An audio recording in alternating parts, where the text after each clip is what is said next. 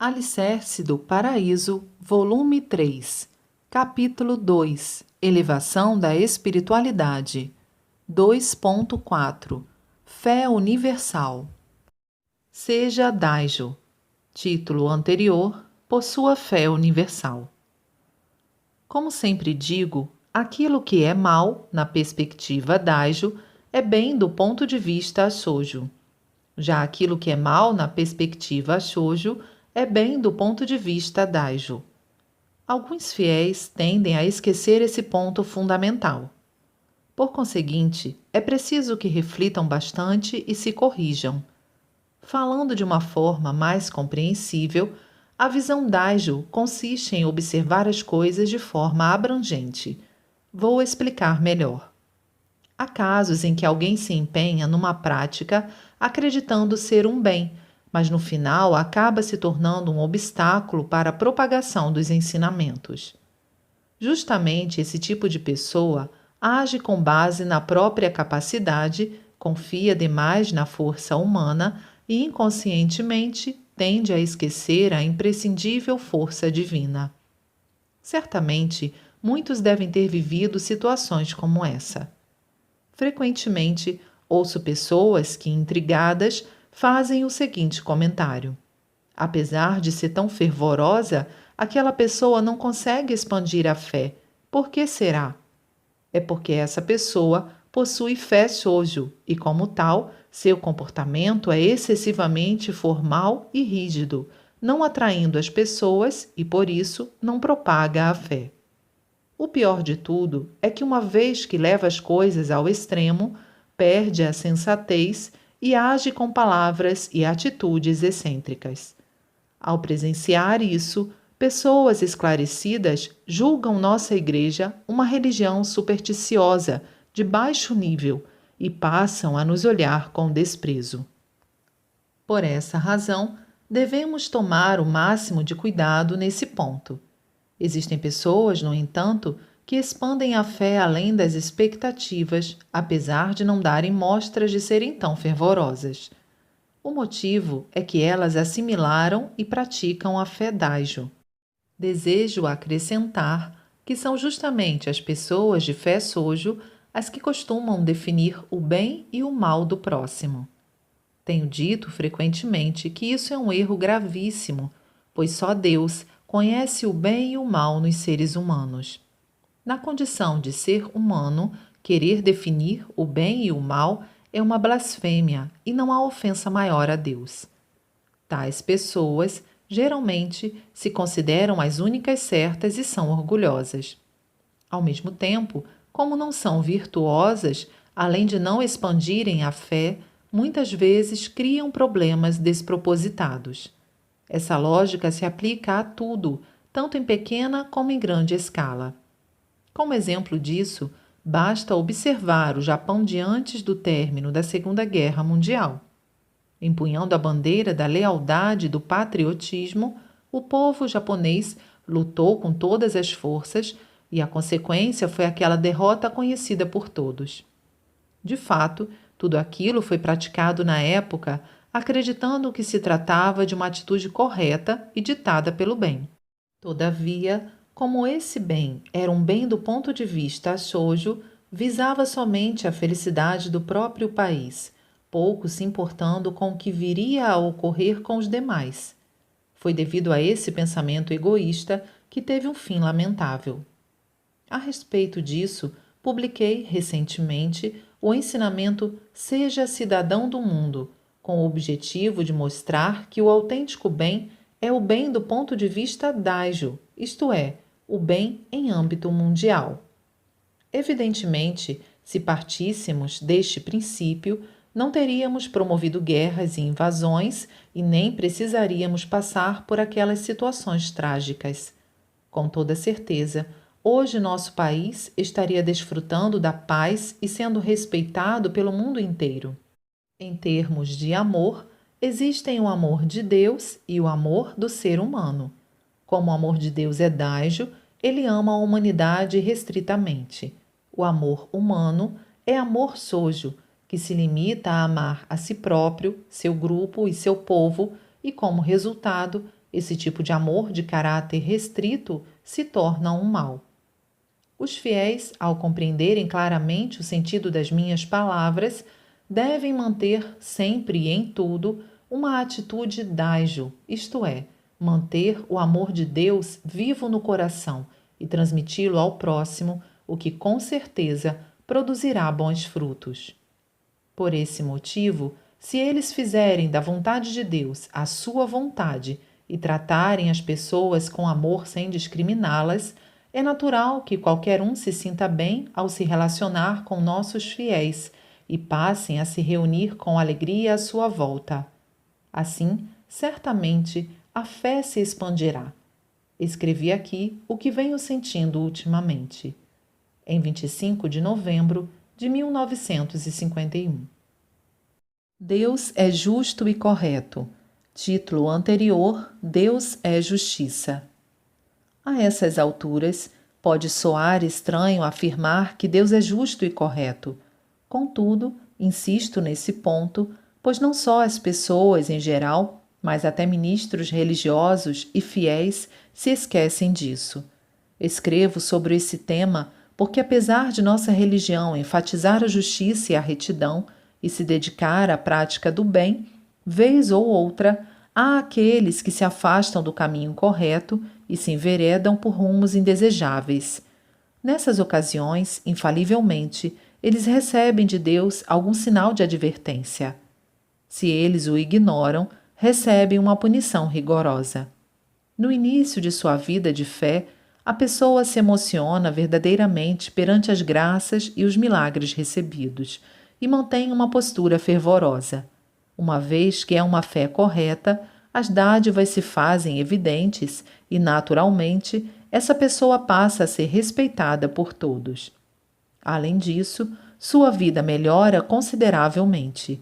Desse modo, a atitude correta seria expressar ainda mais gratidão pelas bênçãos divinas e empenhar-se ao máximo na retribuição a elas. Infelizmente, com o passar do tempo, sem se dar conta, a pessoa se acostuma com o recebimento das graças e nasce a vaidade, surgindo assim uma brecha em seu coração. O espírito maligno está sempre à espreita, aguardando esta brecha. Tão logo ela surge, tal espírito domina a pessoa, passando a manipular seu corpo físico livremente, o que é realmente perigoso. Quanto mais determinado e útil o fiel for, mais ele é visado pelo espírito maligno. No entanto, se for alguém que de fato vive corretamente a fé, ele estará em segurança, pois esse espírito desistirá do seu intento por não poder fazer nada contra ele. Ainda assim, há quem caia nas garras do mal e esse ponto é muito complexo. Contudo, pode-se entender esses casos com base no seguinte critério: se a pessoa tem ou não amor egoísta. O espírito maléfico nada pode fazer contra a pessoa que, sem pensar nos próprios interesses, tem por princípio viver somente para Deus e para a humanidade. No entanto, quando as coisas começam a correr bem, o indivíduo torna-se convencido, julgando-se muito importante. Este é um momento perigoso, uma vez que acaba sendo tomado pela ambição.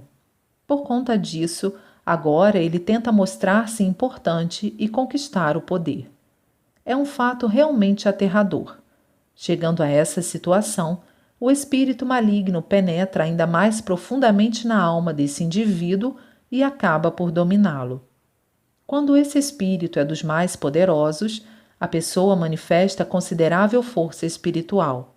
Obviamente, trata-se de um poder temporário, mas, como promove a cura de doenças e outros milagres, a vaidade torna-se ainda maior e, consequentemente, a pessoa é levada a pensar que é a encarnação de alguma divindade e começa a agir como tal. No Japão, existem muitas novas religiões cujos fundadores são, na maioria, desse tipo. Todavia, como não se trata de divindades autênticas, após certo tempo, eles acabam entrando em decadência. Aqui reside um ponto que exige atenção. Se observarem de forma criteriosa A postura desses fundadores e daqueles que se acham a encarnação de alguma divindade irão compreender bem o que estou dizendo. Suas principais características são: o amor é escasso, a fé é do tipo shoujo, dogmática e rígida, e costumam ameaçar seus fiéis, dizendo que receberão castigos se eles não lhe obedecerem, ou que se deixarem sua fé ou seu grupo, acabarão arruinados ou perderão a vida. Trata-se de fé ameaçadora, que procura impedir o afastamento dos fiéis. Se houver, por mínimo que seja, algum desses indícios, não haverá erro em assegurar que ela é dominada pelo espírito maligno. Conforme sempre afirmo, a fé correta é de caráter daijo e liberal, em que o fiel é livre tanto para continuar como para deixar a fé. Além disso, ela é paradisíaca, alegre e cheia de vida. Ao contrário, a religião dogmática, regida por preceitos rígidos, é maligna e de fé infernal. Devem acautelar-se principalmente com as que dizem ter segredos que não podem ser revelados a ninguém. Se houver segredos, por menor que seja, já deve ser considerada uma fé maligna. As corretas são a própria imagem da transparência, sem nenhum indício de segredos. Em 18 de março de 1950. Nossa religião e o princípio do grande caminho. Título anterior: A nossa religião e o universalismo. Observando a sociedade atual, vemos pessoas provocando alvoroço, dizendo-se de esquerda, de direita ou de centro. Diante disso, é fácil ocorrer atritos entre esses grupos, em virtude de cada um se prender à sua ideologia e defendê-la a todo custo. Obviamente, deve existir quem tenha apenas o propósito de provocar atritos e conflitos, mas isso não vem ao caso no momento. Após a Segunda Guerra Mundial, o objetivo do povo japonês tem sido o estabelecimento da democracia, que, por sua vez, visa ao máximo de felicidade possível para a maioria das pessoas. Se, no entanto, cada um insistir em seus princípios e ideologias, isso resultará em conflitos e, ao invés de proporcionar felicidade ao máximo de pessoas, acarretará maior infelicidade. Não sou eu apenas quem o diz. Basta observar a situação atual da sociedade para que, lamentavelmente, possamos constatar essa realidade claramente. Vejamos, por exemplo, os partidos políticos. Em um mesmo partido, existem alas cujos componentes, devido à diferença de pontos de vista, estão sempre em discórdia, e a realidade é que persiste o perigo de divisão.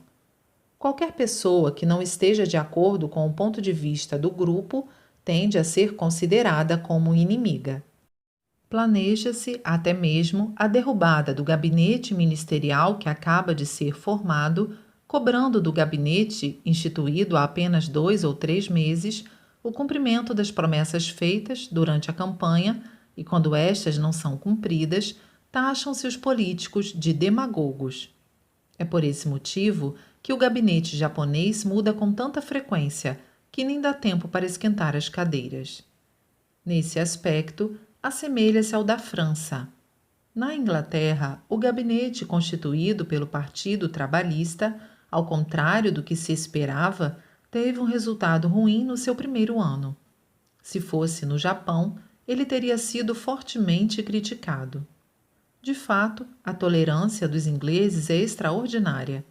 Chegou a impressionar-nos a confiança que eles depositaram em Sir Attlee e a paciência com que ficaram aguardando os resultados. Nos Estados Unidos também se dá o mesmo. Uma vez que o mandato presidencial nesse país é de 4 anos, vem sendo possível a realização de uma política arrojada. Vencedores da Segunda Guerra Mundial, os americanos prestaram amplo auxílio à Europa e ao leste asiático, e esse gesto magnânimo se deve efetivamente ao presidente Roosevelt, que ganhou 4 eleições consecutivas. Após governar por 12 anos seguidos, realizando uma política ousada, ele obteve aprovação para mais um mandato. A situação atual do Japão, como a que me referi, é uma consequência da incapacidade de livrar-se da sua mentalidade estreita de país insular. Por essa razão, nesta oportunidade, todos os japoneses deveriam empenhar-se, antes de mais nada, em cultivar o espírito de tolerância, e sinto que esta é tarefa urgente a ser cumprida neste momento. Se o objetivo da religião é formar um mundo sem conflitos, ela precisa, antes de mais nada, corrigir sua visão estreita de se julgar superior às outras religiões e de menosprezá-las. Nesse sentido, nós também devemos avançar sem pendermos para a direita ou para a esquerda, e nem ficarmos presos ao centro, mas abraçar todos os princípios e todas as opiniões, promovendo um ideal nobre e grandioso, um pensamento universal e inclusivo. Denomino isso princípio do grande caminho. Em 30 de janeiro de 1950.